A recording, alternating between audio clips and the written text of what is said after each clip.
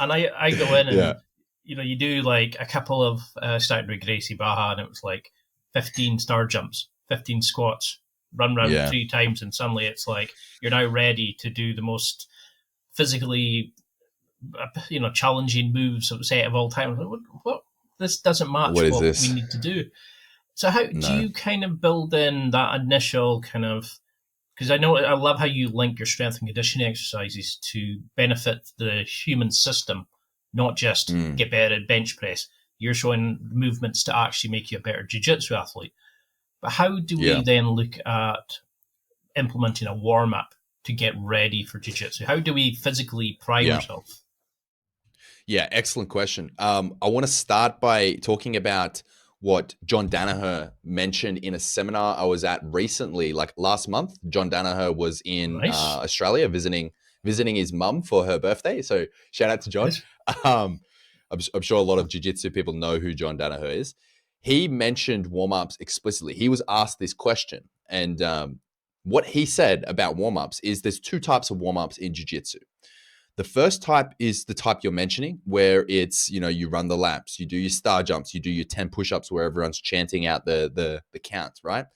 Don't remind me. That type of warm-up is ineffective and it's batshit boring, right?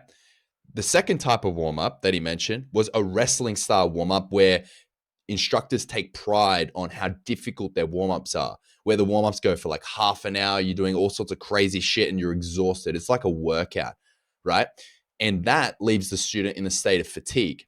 So both boredom in the first form and fatigue in the second form are two of the worst mindsets to have when you're about to learn something complex like jiu-jitsu. And I would couple onto that into say that you're exactly right. Doing push-ups, doing star jumps, doing like laps. Yeah, there's an argument to be made that those warm-up modalities can increase your heart rate and get you prepared for some physical demanding work. But what I would prefer is to do something like have all the students do a very short joint mobility warm-up using mobility drills, or in the case of a beginner's class, an argument can be made is it's a good opportunity to learn basic movements. That's like probably the only time I would advocate for doing like hip escapes and break falls and things like that for warm up is a way to learn. But that's for white belts. For intermediate and above, you should come into class with your own short, like I said, 5-minute mobility warm up, and then a warm up could be something like technique. A warm up could be something like a flow roll, and then getting to the proper technique of the class.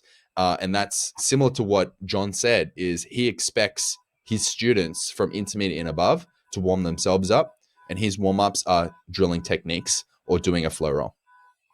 Because every time I used to train, I never felt like I was actually in the class until a bit into it. Mm, I always felt like I was all over the place, like I wasn't psychologically primed or ready to move. mm, And I like that approach to come in with an intention.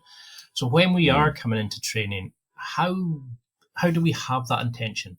If we're getting led by a teacher, mm. professor, whatever you want to call them, how do we have it so that we learn, we have intention? Is it, I'm going to do the best technique I can in this position, or I'm going to try and get 3 perfect ones out of the 10 reps I'm going to do? How do we implement that intentional workout in our class Mm. if we're getting led by someone else?